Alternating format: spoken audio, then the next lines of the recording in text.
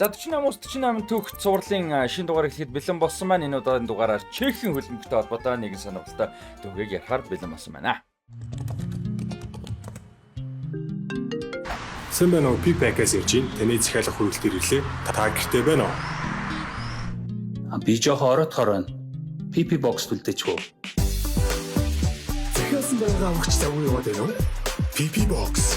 Таны шинэ 24 долоо хаяг. За тэгээ мэдээж 48 төгс цувралын зураг бичлэгийн маань ерөнхий вэндтгэгчээр Coca-Cola. За Coca-Cola болон Freshback Pickpack-ийн хамт олон ажиллаж байна. За тэгээ та бүхэн маань iCoke app дээр Coca-Cola-гийн шинэ шошготой No Sugar болон энгийн Coca-Cola-гийн шошготой хувилбаруудаа худалдаж аваад за доор нь байгаа энэхүү QR кодыг харагдж байна уу? Энэ тэ QR кодыг уншуулад iCoke app дээр урамшуулалт шагналтай тэмцээнд оролцоогоорой. За тэгээ Freshback Pickpack-ийн хамт олноор бас үйлчлүүлээрээ Pickpack-ийн хувьд бол одоо Улаанбаатарын хотын альч булан тохойроо 8900 төгрөгөөр одоо хамгийн хямдар хамгийн найдвартайгаар хүргэлтвэ хийх боломжтой мэдээж. За тэгээ Freshback-аас бол сонирхолтой зүйл нь одоо хид хідэн одоо хүнсний зах маркетуудаас хүртэл хүргэлтүүд хийдэг болсон байгаа. Дэлхийн аваргын үеэр шүнжэнгөө тоглолт өглөөжөнгөө тоглолт үзчихэд дэлгүүр явж амжихааргүй зүйлүүд мэдээж зөндөө таарж байгаа тэгвэл хүнсний хүргэлтээ Freshback-аар хийх боломжтой шүү.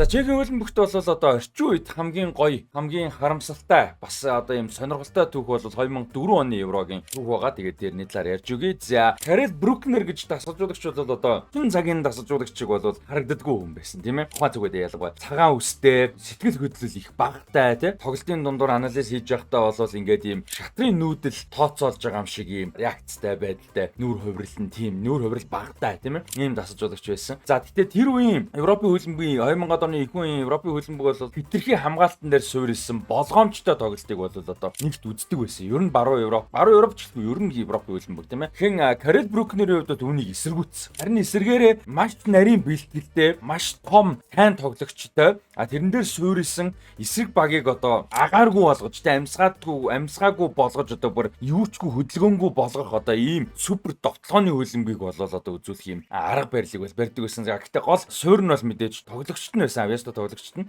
За энэ системийн гол тоглогчд одоо дурдах юм бол 22 настай тэр үедээ цоорж одоо үнэхээр гайхалтай гарч ирж байсан Петр Чех хаалгач нь байсан. За төвийн хагас дээр гайхалтай одоо бяцхан Моцарт хочтой Томаш Росицки байсан. Гол одоо шилжилтүүдийг барьдаг, бөмбөгийн балансыг барьдаг, тэгээ бөмбөгийн темпийг тогтоодог, тоглолтын темпийг тогтоодог юм гол тоглогч нь байсан. За жигүүрт бол Карел Попорский байсан. Карел Попорскиг бол одоо хурдан, маш техниктэй, гоолын мэдрэмжтэй ийм тоглогч гол анхаарал татдаг бас супер одоо байсан. За урдаа бол одоо биеийн хүчний тоглолтны одоо супер тоглогч буюу 2 м 2 см өндөртэй Ян Койлер байсан. За гэхдээ харагдаж байгаа шигээ тийм одоо юу гэдгийг удаан ч юм уу техникгүй зүгээр л нэг өндөр бол биш. Ян Койлер бол үнэхээр техникийн тоглолт цагтай. Та хэд маань үзэж байгаагүй бол Ян Койлерийн Монакод байсан, Юунд байсан, Боруссия Дортмунд байсан. За бас Чехийн шок тоглолцсон тоглолтуудыг үзээр үнэхээр супер тоглолт. 2 м 2 та тоглолч гэхэд бол түүний хөдөлгөөн, техник, мэдрэмж бол үнэхээр гайхалтай тоглолч байсан. За тэгээ багийн одоо бүх энэ зүйл бүгдийг холбдог тэ хамгаалалт тоглоо шилжилт бүгдийг холбдог гол мотор нь, гол зүрх нь, гол лидер нь бол шинэхэн баландорын эзэн Павел Недвед байсан. За Павел Недведийн өдөөс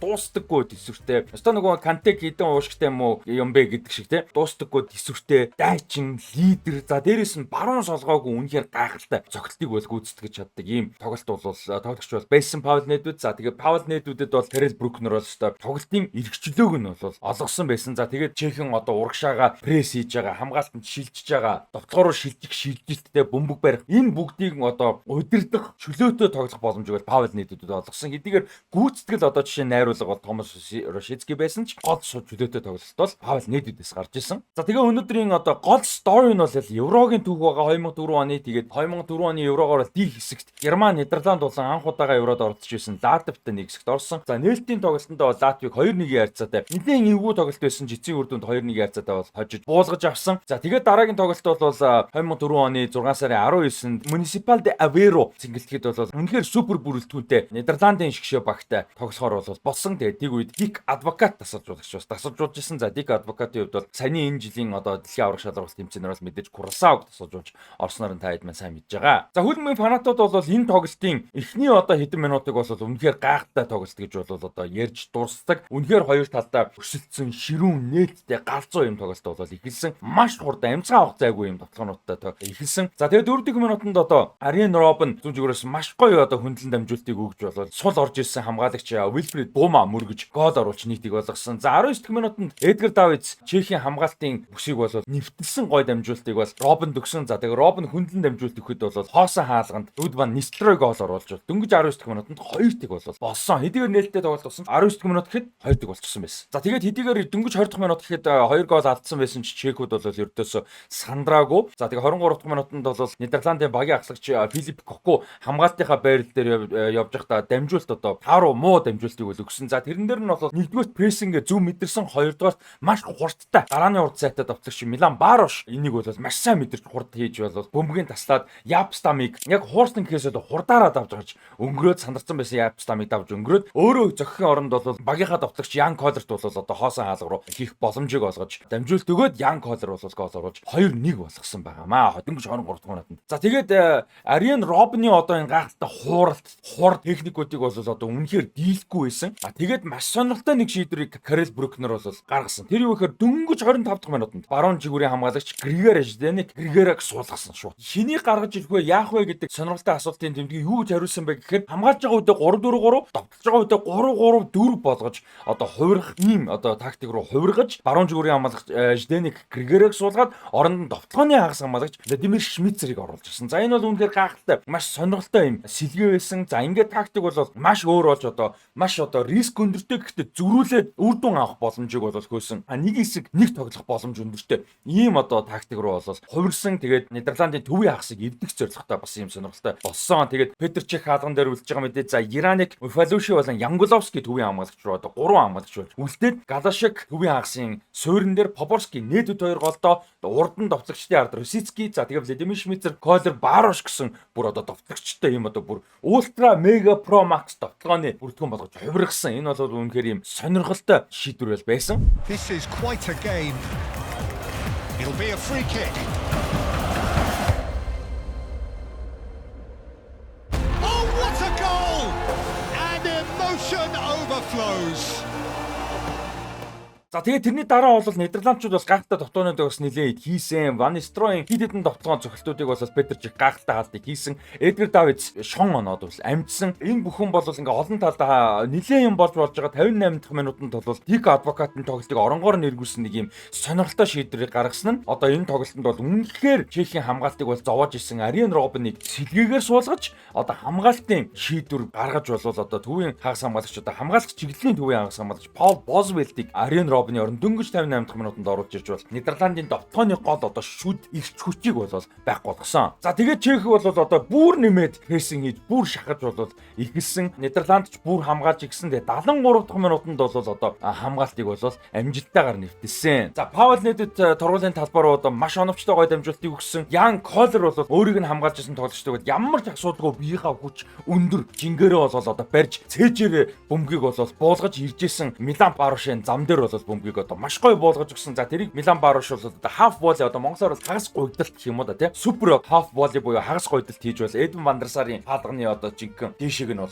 цөм зөхөж 2-2 болгож тэнцүүлсэн байна. За ингээд 73 дахь минутанд энэ гайхалтай голыг оруулж тэнцүүлснээс 2 минутын дараа Нидерландын хамгаалагч John Heiting 2 дахь шарууцаа авч бол Паул Недведийг унагаагаад 2 дахь шарууцаа авч аруулхна үлдсэн. Сүүлийн одоо 15 орчим минутын хугацаанд бол аруулхна үлдсэн. За Чехүүд бол энэ боломжийг ашиглахаар шийдэж одоо маш өдөртөд автсан. Дараа нь бол одоо Паул Недвед хөндлөвчийг бол 30 гаруй метрээс одоо маш хүчтэй зөвлөж хөндлөвч хүртэл онсон. За тэгээ 88 дахь минутанд Нидерланд нэг довтлоод тэр нь амжилтгүй болсны дараа маш хурдан сөрөг довтлогоо явж бол дэлгээр орж ирсэн Марк Хайнц бол доогуур цогцлыг гүйцэтгсэн. За тэрийг нь Эдвин Ван дер Сар хаасан боловч Карел Попорски дээр яг хүрээд ирсэн тэр бөмбөг нь. За тэгээ Карел Попорски эренгүүт нь Ван дер Сарыг маш тайван хуурангуудаа хөндлөн дамжуулт өгснийг сэлгээгээр орж ирсэн. Владимир Швейцер гол оруулж 3-2 болгож болвол эргэн ирэлтийг бас гайхалтай хийсэн байгаамаа. За ингээд одоо үнэхээр супер эргэн ирэлтийг хийсэн 2хан тойргийн дараагийн байдлаар бол шууд дараагийн шатны эрхээ болол авсан. За тэгээд мэдээч хэсгийн шатнаас шалгарах эрхээ авчихсан Чехийн шгшөөг бол сүүлчийн тойрогт Германта тоглосон. За тэгээд Германта бол ерөнхийдөө сул бүрэлдэхүүн бол гаргасан ч гэсэн тэр тоглолтод бол мөн одоо камбэк хийж чадсан. 21 дахь минутанд Михаил Балак гол оруулсан. 30-77 дахь минутуудад Хайнц болон Милан Баруш нар гол оруулж дахин камбэк хийж бол хожоод 3 хожилтойгоор бол хэсгээсээ одоо итгэл төгс гарсан. За тэгээд хэсгээсээ итгэл төгс гарсан чекүүдийн хувьд бол энэ еврод бол одоо фаворитуудын нэг бол болсон. Герман Нидерландтай нэг хэсэгт орсон угаасаа айгүй эвгүй байсан учраас яриа бол нэлээд сонирхолтой байсан. Тэгээд бүгдээрийн нь хожоод 9 оноотой гарсан учраас хүлээлт бол өндөр байсан. 16 багтай болдог байсан евро тэр үед. За тэгээд шүгийн 8-д бол Данта таарсан. Тэгээд Милан Баруш 2 гол оруулаад нэг нийтдээ 3 тгээ харьцаатай буулгаж авч болоо шүгийн 4-т шалгарсан. Тэгээд Анри Делане гэдэг цом шүү дээ тий еврогийн цом болоо. За энэ цомыг өргөх эргэлзээгүй фаворитуудын нэг болсон. Мэдээж нөгөө фаворит бол Португал байсан тийм ээ. Зохион байгуулагч улс. Тэр үед одоо 19 настай хэн байсан? Криштиано Роналдо байсан, 32 настай Фиго байсан. Талбай дээр одоо цом өргөх маш том одоо Португалийн хувьд бол түүхэн боломж байсан. За тэгээд шүгэн дөрөвт одоо Ото Ренхаг дасгалжуулагчтай Ультра Мега Про Ультра Макс хамгаалттай эсрэгээрээ тийм Грекийн шгшөөгт шүгэн дөрөвт таарч 7 сарын 1-нд тоглосон байгаа 2004 оны. За тэгээд тоглолтод бол 40 минутанд Паул Недвид бол өвдөгний хүн гэмтэл бол авч талбайг бол одоо бүр уйлаад орхисон. За энэ бол энэ багийн хамгийн том гарц болсон Чехийн хувьд бол. За тэгээд өстой жинхэнэ нөгөө гол мотор нь зүрх нь лидер нь байхгүй Чех юуны Грекийн тэр одоо хоошоогоо сууж тоглолтыг хамгаалтыг бол задалж зүрч бол ерөөсө чадахгүй байсан. За тэгээ 90 минут бол тийгээр дууссан. За тэр үед 2002-оос 3 оны Европын хөлбөмбөгийн улирал болон 2004 оны Еврогоор нэг сонирхолтой дүрм хэрэгжижсэн. Мөнгөн гол те одоо silver goal гэх юм да. Ийм дүрм бол хэрэгжижсэн. За тэр silver goal юу юм бэ гэхээр алтан гол шиг хийнгүүд хожих биш хийсэн үедээ хожихоор бас. Өөрөөр хэлбэл нэмэлт цаг 15 минутаар 2 сунгадаг. Эхний 15-д 2 баг хэдэн гол хийж болно. Эхний үед дуусахад одоо хэд дээр дуусна тэрүүгээрээ шууд дуусч болно. Хэрвээ гол орсон бол үр дүн өөрчлөгдсөн бол нэг бол 120-ийн төгсгөлт. Нэг ийм сонирхолтой болгосон. Өөрөөр хэлбэл нэмэлт цаг эхний үеийг өөр болгосон гэсэн үг те. За ийм байсан. За тэгээд эхний үеийн нэмэлт цаг бол сунгасан. За тэгээд нэмэлт цагийн эхний үе буюу одоо 105 дээр нэмэх 1 минут сүүгчийн мэдлийн цаг дээр Грекийн хамгаалагч Траянос Делас Чартасын илгээсэн одоо булангийн цогцлоос бол одоо мөргөж гол оруулаад тоглолтыг ерөн дуусгацсан. Тэгээд одоо эн чинь эхний нэмэлт цагийн төгсгөл дээр гол оруулсан учраас 2 дугаар үе гэж байхгүй. Silver ball буюу мөнгөн гэдэг төрөмтэй байсан. Чехчүүд одоо Нидерландын эсрэг, Германы эсрэг гайхалтай камбэкүүд хийсэн байсан баг бол одоо ингээд камбэк хийх боломж байхгүй цаг нь дуусчихсан байсан. За ингээд одоо тухайн цаг үед бол шгшөө багуудад хамгийн гоё үзүүштэй прогрессив те довтлооны гайхамшигтай ийм тоглолтыг үзүүлжсэн Чехийн шгшөө баг бол одоо маш харамсалтай нөхцөл байдлаар бол Грекийн шгшөөгт хожигдож мултарч энэ еврогийн одоо түүхээ өндөрлүүлсэн байт юм аа. За тэгээд финалийн тоглолтод бол бас одоо Грекийн шгшөөг Португалийн шгшөөг энийг тэгээ харьцаатай буулгаж авч исэн байдаг. За ингээд энэ Чехийн шгшөөг бол одоо маш харамсалтайгаар ингээд мултарсан байгаамаа.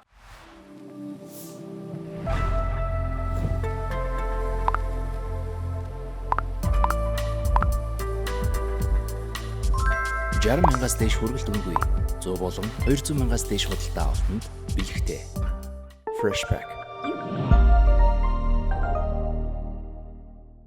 48 түүх цуврал бичлэгийн өрийн хэмжигдэгч Pickback. Тавхан Монгол орон даяар байрсан 200 шиг PP боксоор хот дотор болон орон нутгийн хүргэлтэд шийдэх боломжтой. Мөн гэртээ байхгүй үед хүргэлт ирэх эсвэл хүн ямар нэгэн зүйл илгээх гэсэн боловч тэр хүн нь хэлсэн хаягнда байхгүй үед бүр эсвэл гэрийн хаягаа зааж өгөхгүйгээр хүргэлтээ авмаар байгаа үед PP боксыг ашиглан найдвартай эзүүсээ хадгалуулж болно. Мөн хоол, фрешмус, хоолны бэлтгэц мах бөөнд зэрэг ангиллуудын бүтээгдэхүүнүүдийг нэг дороос өргөн сонголтоогоор ханаас ч хүссэн газраа энгийн болон шуурхай хүргэлтээр сонгон захиалан авах боломжтой. Хүргэлтийн хамгийн том дэд бүтцтэй Freshpack платформ. За тэгээд Карл Брукнер дасгалжуулагчтай энэ гайхалтай бүрэлдэхүүн Чехийн бүрэлдэхүүн бол 2006 оны дэлхийн аварт үргэлжлүүлээд Орсон, Америкийн нэгдсэн улс, Ган, Итали гэсэн шгшөөгөөтэй нэг хэсэгт ороод Америкийн шгшөөг эхний тоглолтод бол одоо 3 тгийн хацаатайгаар итгэл төгстэй хожичоод хоёр дахь тоглолтод Ганд 2 тгийн хацаатай хожигдсан. Сали Монтари бол Асамаогянаар гол оруулж хожигдсан. Тэгээд сүүлчийн тоглолтод Итали 2 тгийн хацаатай хожигдсан. Матераци болон Инзагинаар гол оруулсан. Уг нь бүрэлдэхүүн бол хിവэрэ байсан Карел Попорски, Томаш Росицки, Паул Недвид, Милан Баруш, гайхалтай бүрэлдэхүүн байсан боловч одоо тэгээд хүлээлт өндөртөө ороод тэр чихийн шгшоог бол харамсалтай нь ямар ч тэмцээнээс бол медаль аваагүй энэ үе бол ерөнхийдөө дууссан байдгаа харамсалтай.